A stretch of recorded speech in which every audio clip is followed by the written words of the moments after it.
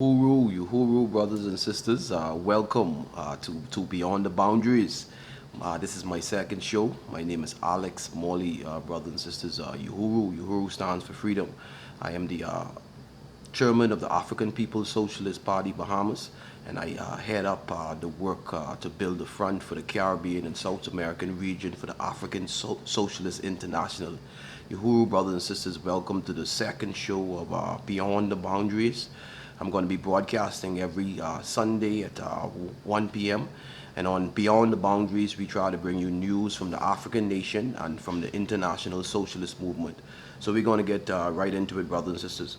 Brothers and sisters, I think most of the news in the Bahamas is in regards to Hurricane Dorian. The hurricane is being described as extremely dangerous with 140 miles per hour winds and torrential rains. Uh, it's heading towards the Bahamas, the northern region, and the state of Florida. In Florida, millions of people could be affected. And then the northern region of the Bahamas is Grand Bahama and Bimini. And there's also alerts are being sent out all over the Bahamas for persons to be careful. But evacuation orders are being sent out in the northern region of the Bahamas. Uh, Brothers and sisters, at the moment, citizens have been busy storing up on food, water, and emergency essentials. On Friday, the government would have closed the office at all public buildings at 12 noon. Just give people some time to get some things together. The concerns people tend to have, life, of course, that's the most important thing that everybody's worried about. Everybody wants everybody to be okay.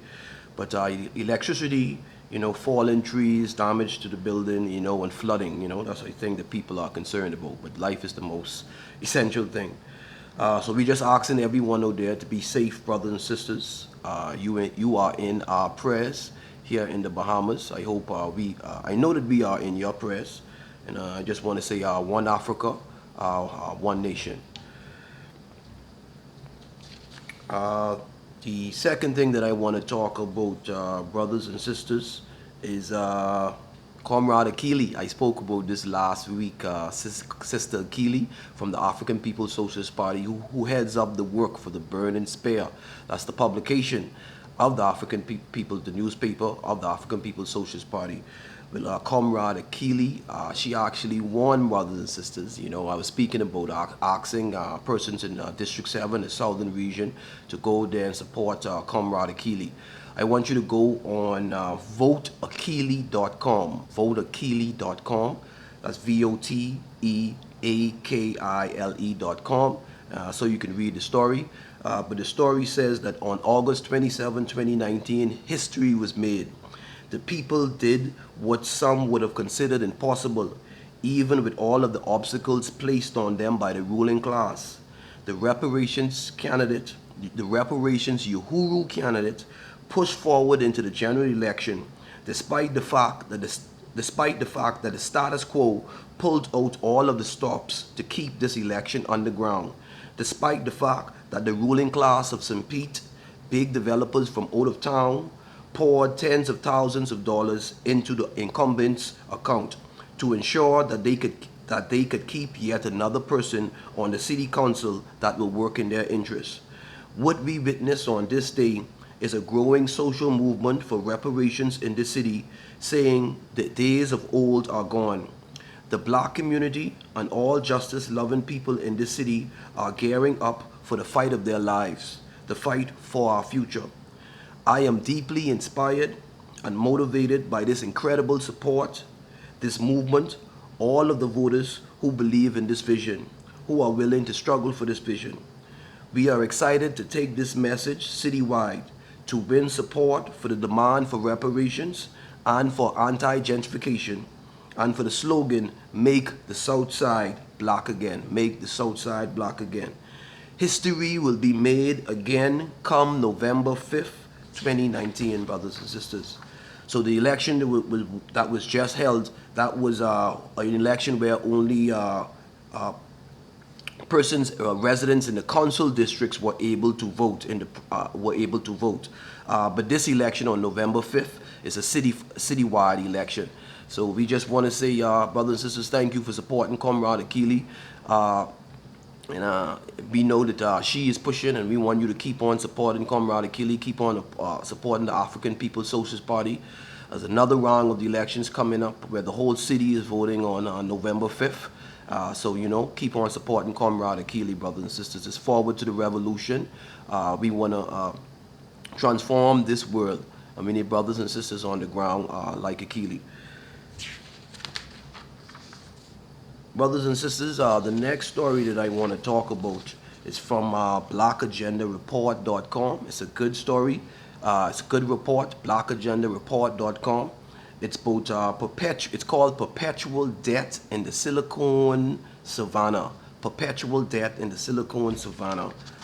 And the writers of the story are Kevin P. Donovan, who works for the Center of African Studies at the University of Edinburgh, and Emma Park, who's a professor from the New School for Social Research at Eugene Lang College.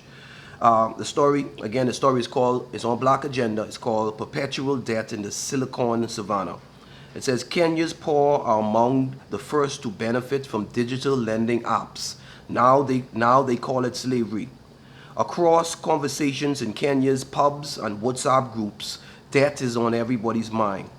The speed and ease of access to credit through new mobile apps delivers cash to millions of Kenyans in need, but many struggle to repay. Despite their small size, the loans come up with a big cost, sometimes as much as 100% annualized. And then it goes on, brothers and sisters.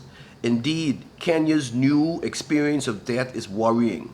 It reveals a novel, digitized form of slow violence that operates not so much through negotiated social relations, nor the threat of state enforcement, as through the accumulation of capital, the commodification of reputation, and the instrumentalization of sociality. Brothers and sisters, and then it goes on to speak about some of the companies that are in Kenya who are operating these mobile apps that allows the poor in Kenya or people in Kenya to have access to capital. Some of these companies are actually companies who are headquarters in California. So, brothers and sisters, I advise you to go on Black Agenda Report and read that story. It's a story basically talking about how fintech companies are the new banks in Africa. They are the one who are lending to the poor, and it's talking about the stress that they put on people through this process in terms of constantly sending you messages, asking you if you want to borrow money. They're using the data that they collect from your phone so that they could be able to kind of suggest certain things to you. But brothers and sisters, the title of the story is Perpetual Debt. And like I say, these companies, some of the headquarters of these companies are based in California. So we have a system of just parasitism. And I really wanted to bring that story to the forefront, because when we think about Kenya, the things that come into my mind, I think about the Kenyan land freedom movement with Dedan Kimathi. The things that the greeting that they used to use when they met each other was Uhuru, Swahili, when they were fighting the British, trying to overthrow the British, trying to take back Kenya. And that's the same thing that we say in the African People's Socialist Party. We use the word Uhuru. So when I think about Kenya, I think about that. I think about the fact that Kenya, like South Africa, is a place where it has a white population. So I remember reading an article a couple of months back saying how Kenya and I believe South Africa were the two places where mobile app banks, these are internet banks that lend monies to persons through mobile phones. The biggest places that they're operating is in Kenya and South Africa. So I just want you to stay, look out for these kind of stuff, brothers and sisters. we need to take control of the machine, technology. Technology isn't supposed to be used to exploit, to oppress, you know. Capitalism and technology under the power of capitalism is about profit, is about exploitation, and is about oppressing people, you know. We need to put technology in the hand of the people. We should be at a time in life right now that we should use technology to bring peace and happiness. That should be a part of the process of bringing peace and happiness to the human beings, giving them a greater sense of economic security, not a less sense of economic security. So I just go on Black Agenda Report, brothers and sisters, and read the entire article. It's a good article. I apologize if I'm not explaining it as best as I can, but it's a good article. It's on fintech and how the fintech companies are lending money in Africa and really exploiting our people. The other thing that I wanted to talk about, brothers and sisters, in the Bahamas, I spoke about it last week. I spoke about it briefly last week. I said that the junior doctors, that we had social unrest and we had labor unrest in the Bahamas. And I said that the junior, part of the workers some of the workers who are on strike are the junior doctors. And let me read an article. It's from the Bahama Journal. It's a newspaper here in Nassau, Bahamas. And these junior doctors were striking this week, brothers and sisters. But it says junior doctors strike continues. Although the Supreme Court granted an injunction ordering junior doctors to return to work, the Public Hospital Authority announced yesterday that the members of the Bahamas Doctors Union decided to continue with their industrial action. And it says as a result of this industrial action, emergency hospitals and certain clinics were only limited to emergency services. This paper goes on to say that the court ordered the union to instruct all of its members to return to work.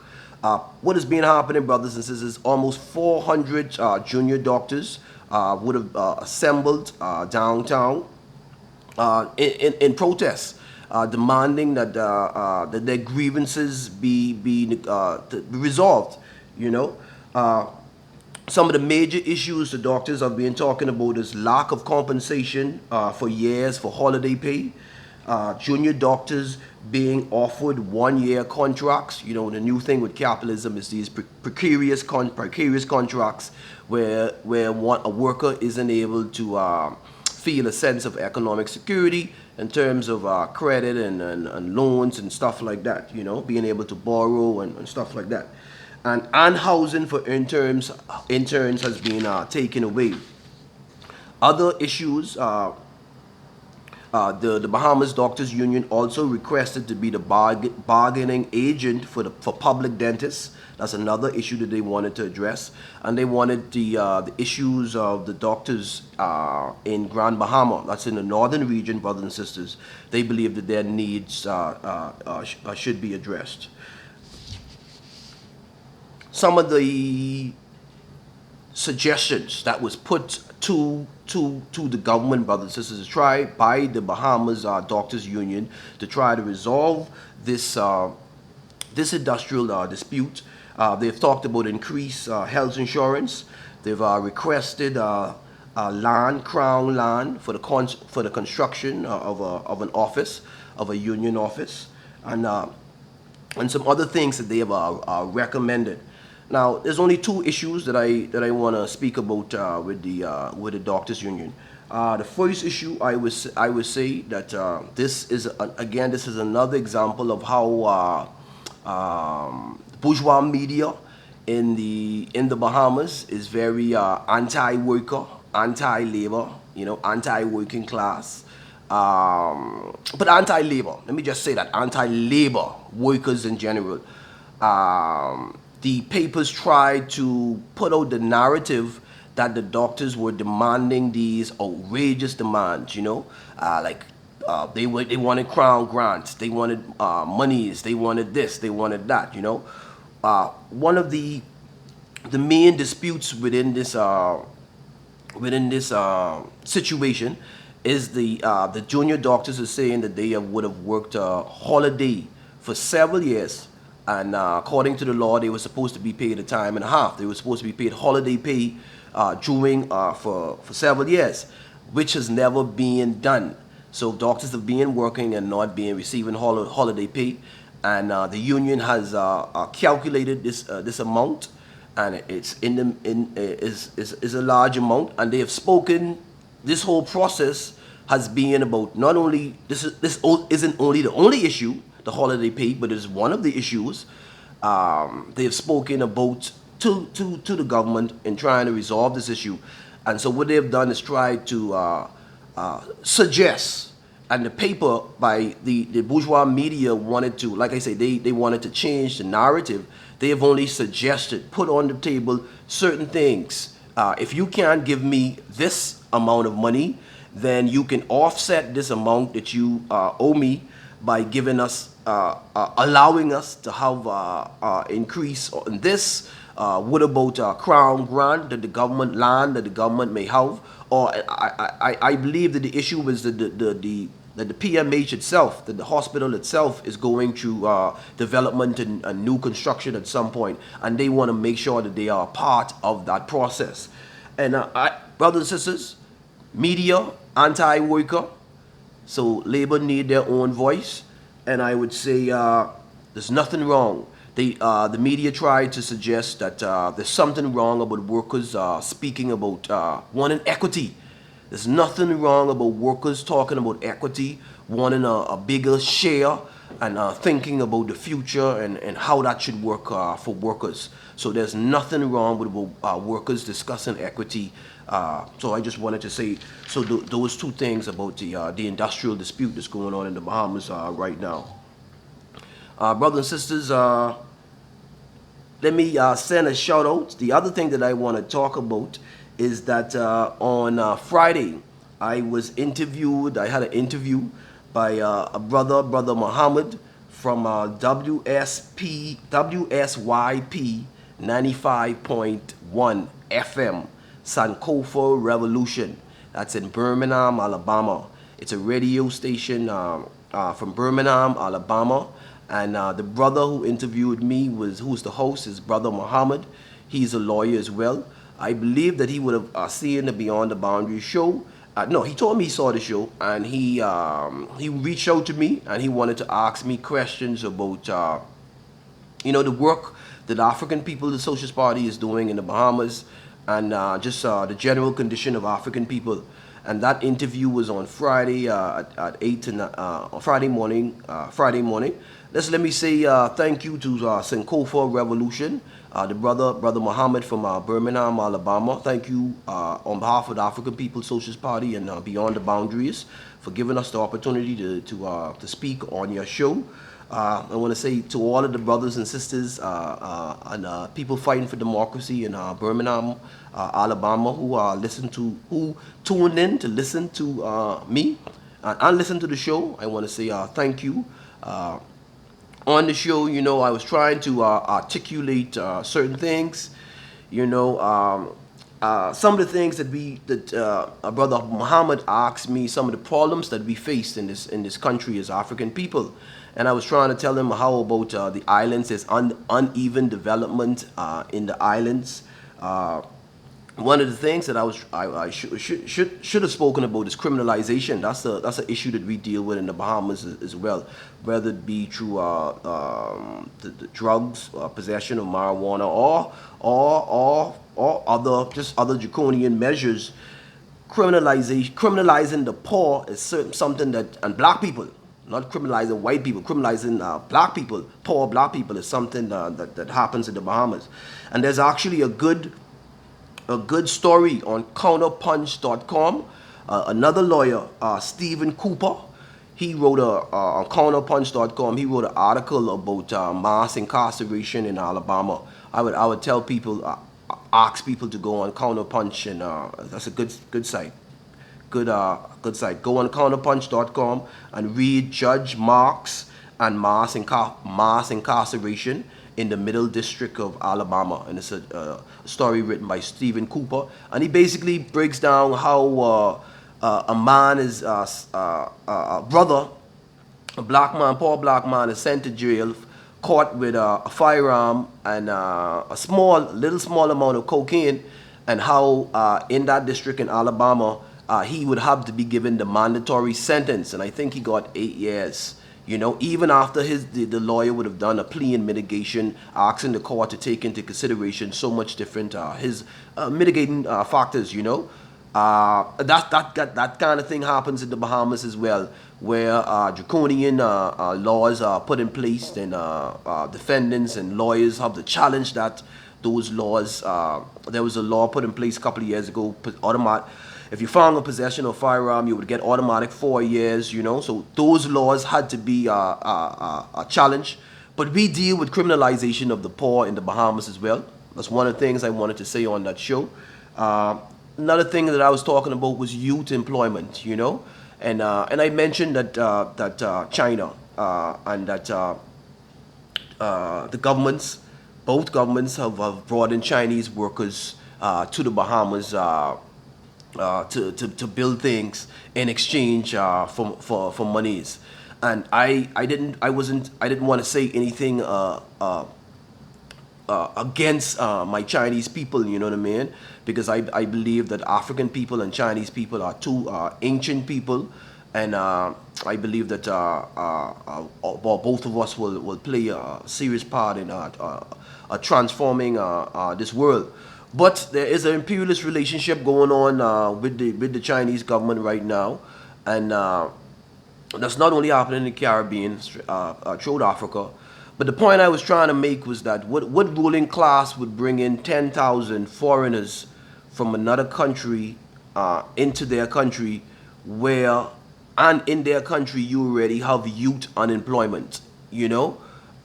Before I put 10,000 hammers and saws in the hands of foreigners, I would put 10,000 hammers and saws in the hands of young black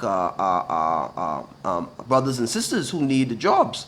But brothers and sisters, you know, this is imperialism. The bourgeoisie, the petty bourgeoisie, they tell you a million reasons why they doing it for your benefit, and if they don't do it, then the whole nation would fall, you know. But we end up in these same parasitic relationships where it seems as if we didn't get the best out of it. And those are not the kind of policies that the African People's Socialist Party will be implementing. But, you know, so those are the things that I talked about on that show.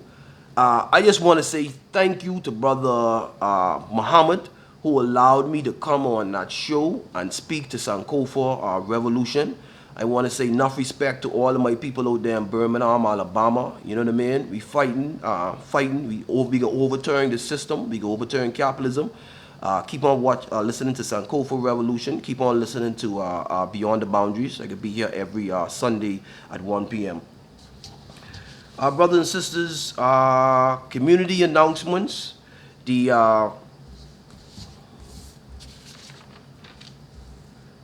Nyabinghi. The Nyabinghi, that's the upper house in Jamaica, is making a trip to Africa, to Azania.